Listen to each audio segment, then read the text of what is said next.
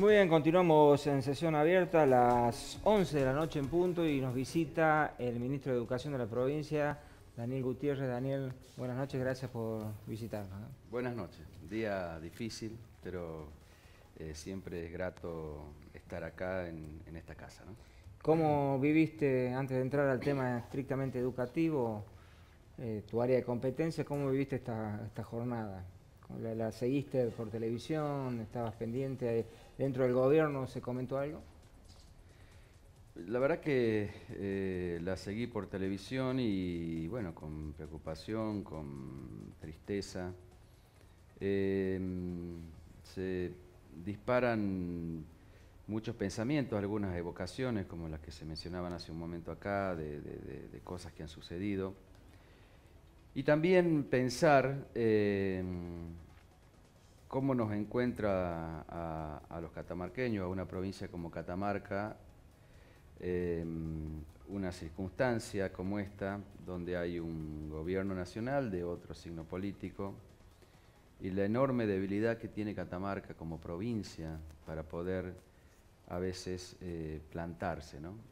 Yo recuerdo, antes de las elecciones primarias, una encuesta que circulaba, sobre todo la tenían en el Ministerio de Gobierno, yo la pude ver ahí, me la compartieron y llamaba la atención que la doctora Lucia Corpazzi, nuestra gobernadora, tenía un 75% de imagen positiva, el presidente Macri tenía como un 80% de imagen negativa, es decir, tenía un enorme rechazo por parte de los catamarqueños. Estoy hablando antes de las elecciones primarias, ¿no?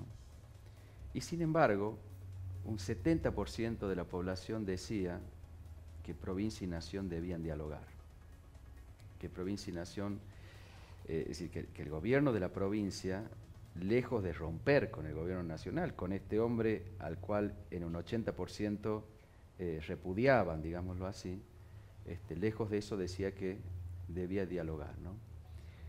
Y me parece que esa es la actitud que tiene el catamarqueño, producto de la conciencia que tenemos de nuestra pobreza, de nuestras limitaciones, de nuestros problemas estructurales, la conciencia de lo poco que nos tocó en la distribución del poder económico y del poder político en Argentina, ya en los albores de la patria, es decir, la construcción de un país que nos dejaba al margen, que nos acorralaba contra la cordillera, no solamente a nosotros, a otras provincias pobres como nosotros también. Un país que parece que funciona desde su nacimiento como Estado en la pampa húmeda y que después, cuando se industrializó, la industria también cayó en la pampa húmeda. O sea, sobre los campos sembrados se erigieron las industrias que iban a superar la primarización de la economía. Y el resto del país no se pudo terminar de acoplar nunca.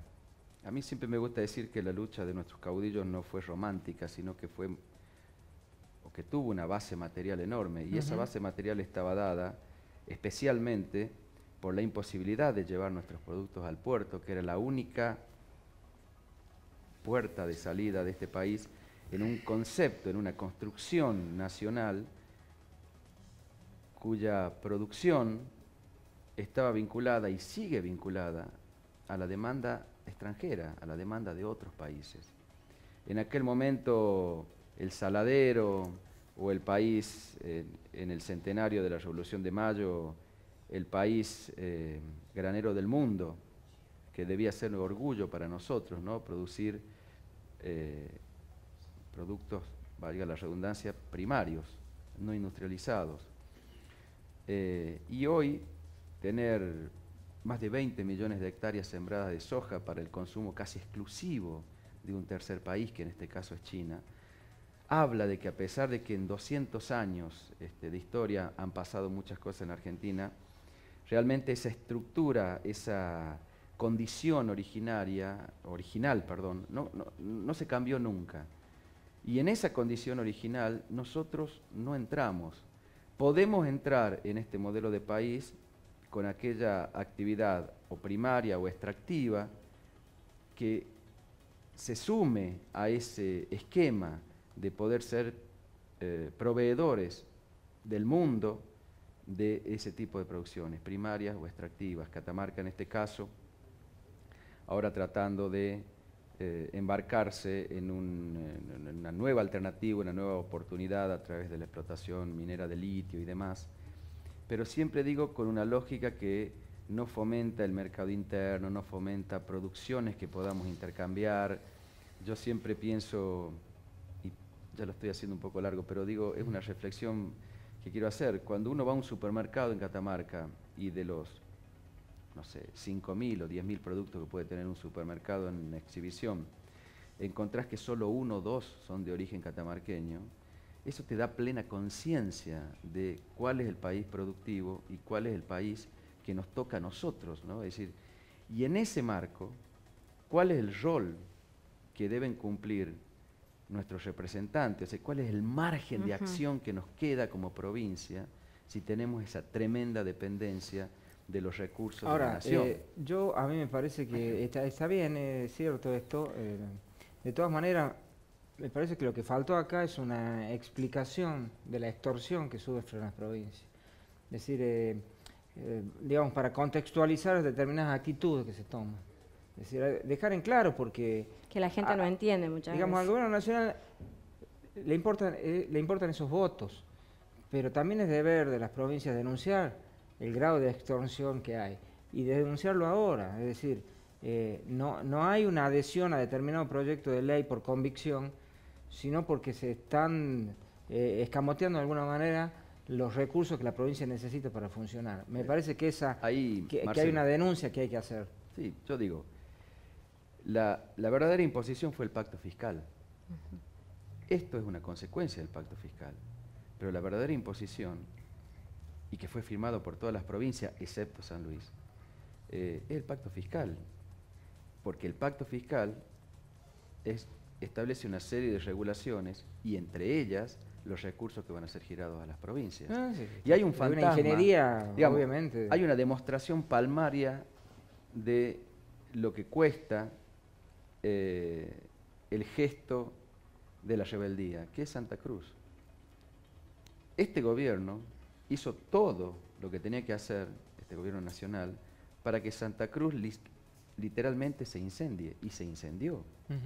Y no solamente para penuria de los santacruceños que estuvieron meses sin cobrar sus sueldos. Las escuelas de Santa Cruz creo que tuvieron menos de 60 días de clase en todo el año, sino que además, a la hora de los santacruceños tenés que hacer una evaluación del gesto de rebeldía de su propio gobierno, de la gobernadora Alicia Kirchner, le dieron la espalda y votaron ahora en contra, votaron a Cambiemos, suponiendo que de esa manera van a atender el vínculo que no pudo atender Alicia Kirchner con el gobierno nacional para que la atienda la provincia. Entonces digo, son enseñanzas, son durísimas, enseñanzas duras, enseñanzas que nos obligan a interpelarnos a nosotros mismos qué es lo que estamos haciendo y cómo vivimos, cómo nuestra forma de vida, nuestra forma de producir, cuáles son las alternativas que tenemos. Pero digo, alguna vez tenemos que entender que los gestos de rebeldía que pudiéramos tener nosotros ante una presencia tan avasalladora de un gobierno nacional como el que tenemos, que condiciona los recursos de la provincia, no deban ser pagados por los que menos tienen, que son los que razonablemente van a padecerlo. Digo, los más rebeldes somos en todo caso los que tenemos menos riesgo de perder lo conquistado.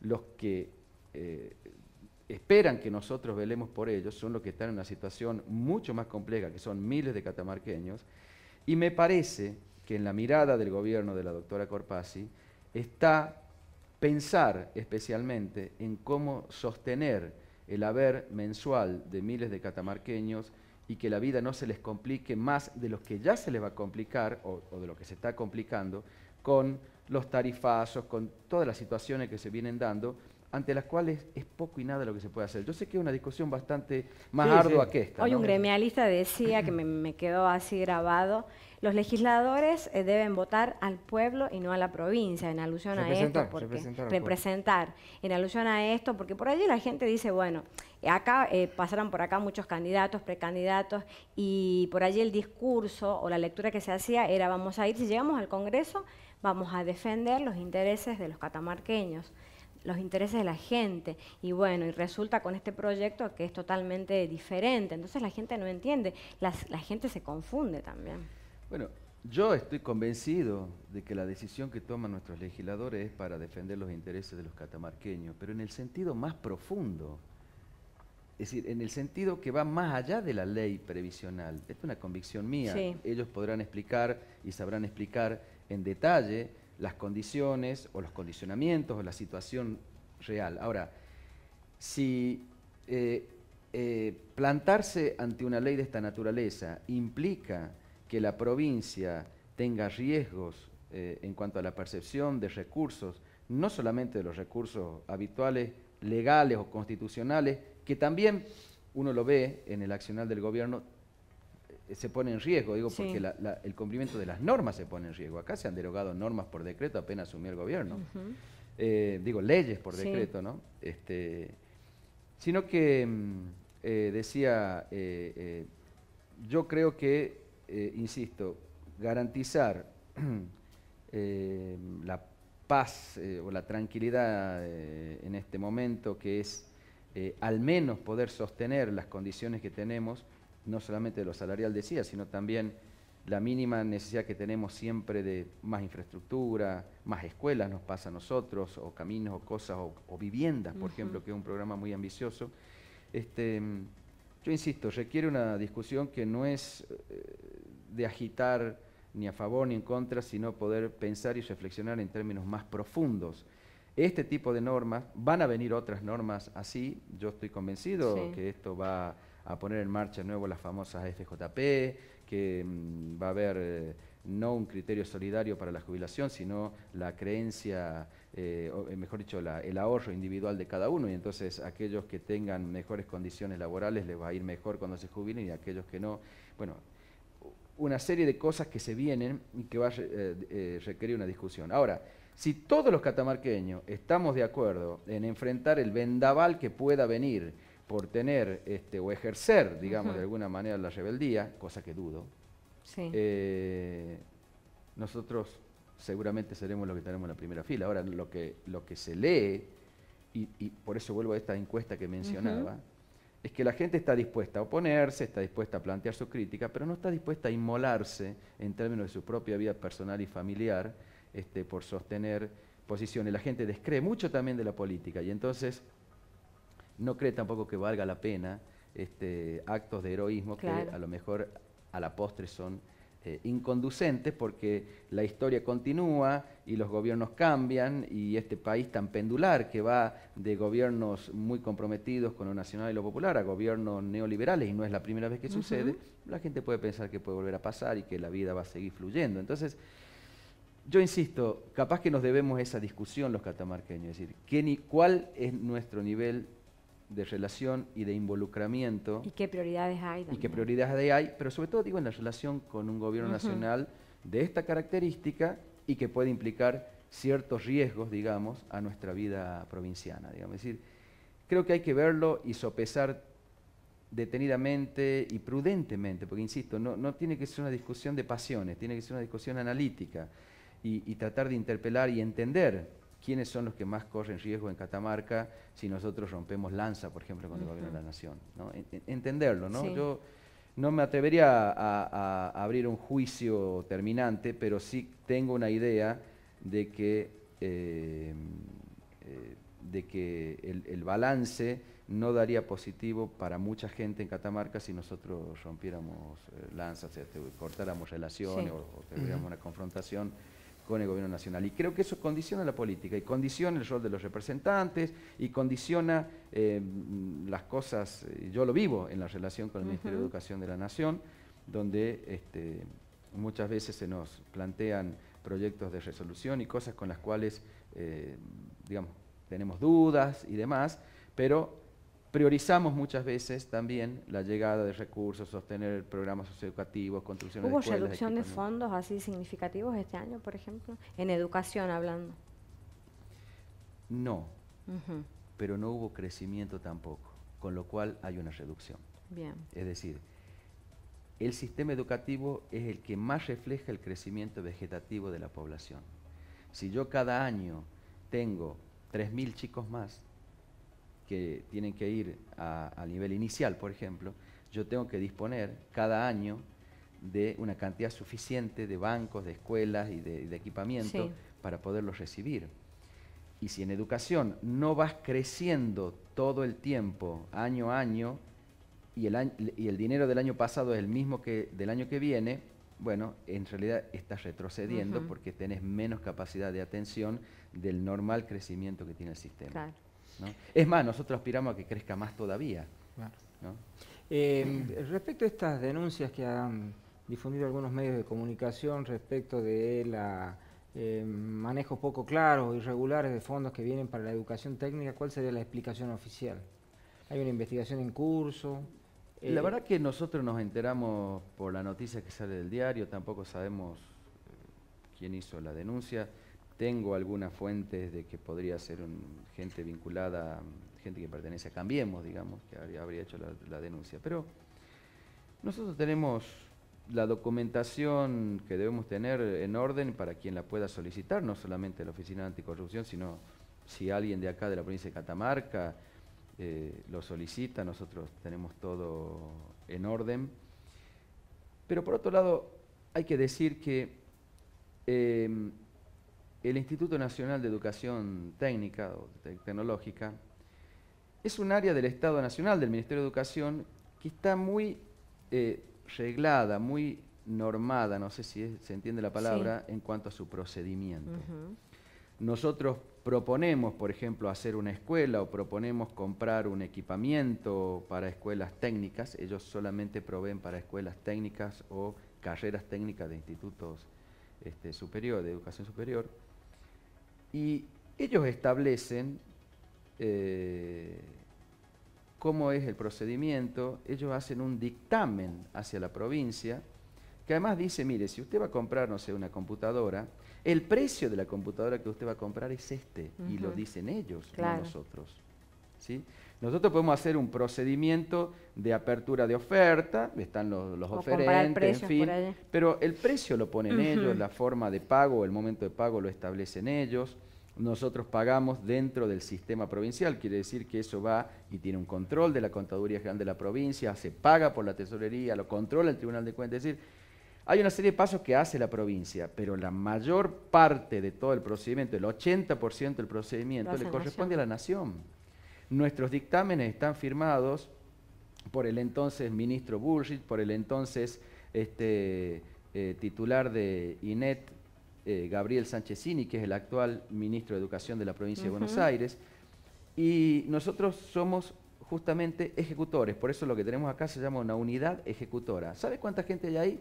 6 personas, hay una contadora que es la titular y 5 personas que hacen el trabajo, digamos, de administrativo. Sí. Muy pequeña, porque en realidad lo que se hace es ejecutar lo que los dictámenes ordenan, ¿no? Nosotros tenemos un margen, digamos, de discrecionalidad muy pequeño. De toda educación, le diría, de todos los fondos nacionales aplicados en educación, el que tiene menor margen de discrecionalidad es justamente INET, el que más nos condiciona, digamos, a ejecutar. Así que, digo, el procedimiento lo supervisa INET.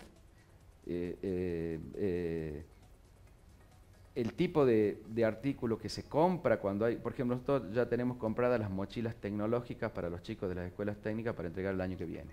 Las tenemos en depósito. Quien estableció qué iba dentro de la mochila y cuánto costaba cada cosa y cuánto se debía pagar es INET. Y de hecho te mandan el dinero para lo que ellos establecieron y para el precio que ellos establecieron. Si el precio es otro, ellos no reconocen. Exactamente. O sea que, pero bueno, veremos que nos comunique la Oficina Anticorrupción, que nos pide información. Nos gustaría saber quién hizo la denuncia, porque también si hay alguna intencionalidad que no sea búsqueda de transparencia, sino algún otro objetivo, también nos gustaría saberlo. Y las rendiciones de cuentas están al día, porque por allí sucede que se demoran, se atrasan y también... A veces estamos al día y a veces no. Claro, también vamos a decir eso... la verdad, en INET estamos casi al día, pero no podría asegurarle en este momento que estamos totalmente al día. Los fondos son, en general, los de Nación, son fondos de reposición, como se dice, fondos repositorios. O sea, te dicen, tenés, no sé, 5 millones de pesos para comprar equipamiento escolar. Sí. Pero no te dan los 5 millones, te dan 1 millón. Recién cuando vos ejecutaste ese millón, te mandan otro millón o 1,5 más. Y entonces lo que nos termina pasando es que hay fondos que tenés, hay veces que tenés 10 millones para ejecutar en el año y ejecutás 4. ¿Por qué? Porque no tuviste tiempo, me acuerdo un fondo de reparación de escuela. Hasta que íbamos haciendo la reparación y hacíamos la rendición para que nos manden el resto, al final no pudimos terminar de ejecutar, porque lo que nos mandaban, lo ejecutábamos lo más rápido que podíamos, pero te llevaba 3 meses. Claro. Y entonces, bueno, entonces llegamos a fin de año y no pudimos terminar de ejecutar todo. Uno de los grandes problemas, si se quiere, que enfrentaba, ¿no?, el área de educación tiene que ver con el ausentismo docente. Se ha creado el reconocimiento médico para los docentes. Aún así hubo quejas y reclamos estos días por descuentos. Inclusive escuché por allí que sigue el ausentismo. ¿No se ha logrado reducir completamente o cómo han trabajado con eso? Hay 2 vías de control de la asistencia en las escuelas. Una vía es el informe que la propia conducción escolar eleva al ministerio mensualmente, donde da cuenta de las novedades de las inasistencias, dentro de ellas las que son justificadas y las que son injustificadas. Sí. Muchas veces esa vía no se cumple cabalmente. La información llega sesgada, a veces no llega o no llega en tiempo y forma. Y nosotros tenemos una unidad de auditoría que se presenta en las escuelas y hace un control del periodo, digamos, si llega en el mes de abril, controla marzo y abril. Si llega en el mes como ahora, por ejemplo, de noviembre y diciembre, controla todo hacia atrás. Y ahí, bueno, aparecen inconsistencias. Nosotros muchas veces somos convocados por los mismos padres, hasta por los chicos, aunque no lo crean. Cuando hicimos el foro de estudiantes de secundaria, juntamos 500, 600 chicos de toda la provincia acá, y ellos se expresaron en muchos temas, pero entre los 2 primeros temas que ellos planteaban, en todos los casos, era que querían tener clases. Que querían tener clases. Es decir, ellos son conscientes que no están aprendiendo lo suficiente. Ellos son conscientes que lo que dicen las evaluaciones que nosotros que se hacen, que hemos hecho el año pasado y se ha hecho otra ahora, son una realidad y una realidad dramática. ¿Por qué dramática? 1 de cada 10 chicos pasa una evaluación de matemática. De 6º año estoy hablando. O sea, un chico que ya tiene incorporado en sí toda la escolarización obligatoria. Claro. 6º año de la secundaria. 1 de cada 10 pasa una evaluación de matemática, 4,6 pasa una evaluación de lengua, y en ciencias estamos un poco mejor, sobre todo en ciencias naturales, por encima y en la media nacional. Pero esto que le estoy diciendo es dramático. Y una de las razones por las cuales los chicos no aprenden es porque no se encuentran con los docentes en el aula. O se encuentran de manera salteada, lo cual también interrumpe el proceso de aprendizaje. Tenés clase hoy, 1 hora, otra hora el viernes, el otro viernes, otra hora un miércoles, y va salteando o no tenés clase. Hay un panorama, un paisaje en las escuelas. Uno puede ir a cualquier escuela pública a media mañana en cualquier lugar de la provincia y va a encontrar chicos con hora libre. Y a veces son muchos cursos con hora libre. Entonces yo digo, bueno, nosotros tenemos calculado y medido, tenemos más de un 45% de ausentismo, del cual solo el 22% está certificado, es decir, justificado, y un 25% prácticamente, porque es más del 45%, está sin aviso, sin causa, ¿no? Y nosotros tenemos que revertir eso, no pensando solamente en el control sobre la tarea docente y su contraprestación laboral, que ya de por sí lo justificaría, sino en el niño, sino pensando en los chicos. Digo, el problema más grave que tenemos en las escuelas de Catamarca es la falta de aprendizaje de los chicos. No es el bullying, no es el grooming, no es que también son problemas, pero no son los principales. También hay que atenderlos, pero no son los principales. Los principales es que de una escuela de 400 chicos, 360 no pasan la evaluación de matemática. Ese es el problema. Y ese problema lo tenemos que atacar como sociedad. El Ministerio de Educación no tiene la capacidad de poder revertir esto si no logra instalar este problema en la sociedad, es decir, el aprendizaje de los chicos como eje de la tarea educativa, donde se involucren los padres, los propios chicos, los docentes, los representantes sindicales docentes, en fin, hacer una movida de recuperación de aquella educación que gozaba de tanto reconocimiento como era la educación de Catamarca hasta no hace tantas décadas, digamos, ¿no? Pero insisto que ese es el problema principal y ahí nos estamos abocando. Y uno de los principales argumentos es que docentes y alumnos se encuentren en el aula, si no, no hay educación posible. Daniel, para finalizar, se nos está acabando el tiempo, a nosotros se nos está acabando el año, porque hoy es el último programa, pero digamos, entre tantos problemas, digamos, vamos a las buenas noticias, digamos, ¿cuál sería el balance positivo del año en el Ministerio de Educación? Las cosas que vos decís, bueno, esto salió bien, estamos avanzando, hay cosas que se están consolidando. Hemos avanzado este año, me parece de manera interesante, en capacitación de docentes. Hemos implementado y se está consolidando programas importantes como el programa PATA, que es un programa de acompañamiento de la trayectoria de los alumnos que está funcionando muy bien, que no solamente articula primaria y secundaria, sino que acompaña a los chicos en la secundaria. Tenemos referentes situados por escuela que van haciendo un seguimiento de los chicos que tienen más problemas. Hemos tenido un año sin paros, es decir, ha habido adhesión a paros nacionales, pero no hubo ni un solo día de paro convocado por los gremios, y yo saludo y agradezco en nombre de los que aprenden, digamos, de los que tienen que aprender, que no hayamos tenido medidas de fuerza. Es un año en el que hemos puesto y desarrollado los diseños curriculares en escuela primaria. Es un año, y ya lo teníamos a nivel inicial, es un año en que estamos haciendo mejoras importantes en la secundaria. Tenemos en deuda todavía levantar la vara de exigencia en el nivel superior, en la formación de los docentes. Nos parece que ahí también tenemos un déficit que hay que levantar, pero estamos trabajando en el diseño de ese plan de mejora. Estamos trabajando intensamente con la Nación en la ejecución de programas, que, sobre todo aquellos que tienen financiamiento, que nos interesa para la provincia. El encuentro de alumnos, el control pedagógico que se está haciendo también en las escuelas, estimulando el trabajo de los supervisores y directores. Se viene una capacitación de directores, se viene concursos para directores de secundaria. La verdad que, bueno, la verdad que seguramente me estoy olvidando de cosas importantes, y si alguien del ministerio me está viendo debe estar diciendo, pero tiene que decir tal cosa o tal otra que no estoy diciendo. Bueno, pero tampoco era un análisis tan exhaustivo. Bueno, digamos, era así, claro. lo que surge hemos hecho primero muchas cosas, hemos hecho muchas cosas, tenemos muchos problemas, pero tenemos vocación de trabajo, todo el equipo de llevarlo adelante. Hemos acelerado mucho los procesos poniendo en funciones a la contadora Vera en la jefatura de gabinete. Eso en lo personal digo, me ha ayudado mucho a poder delegar tareas que antes, durante el tiempo que estuvo sin cubrirse esa área, las tomaba personalmente. Ahora he podido delegar otras cosas y se mejoran las cosas, ¿no? Creo que vamos hacia un año complejo, porque es un año con límites en el crecimiento presupuestario, que es un límite que lo pone la inflación proyectada por la Nación, y los recursos que nos van a mandar están acotados a esa propia inflación que Nación estableció que va a haber para el año que viene.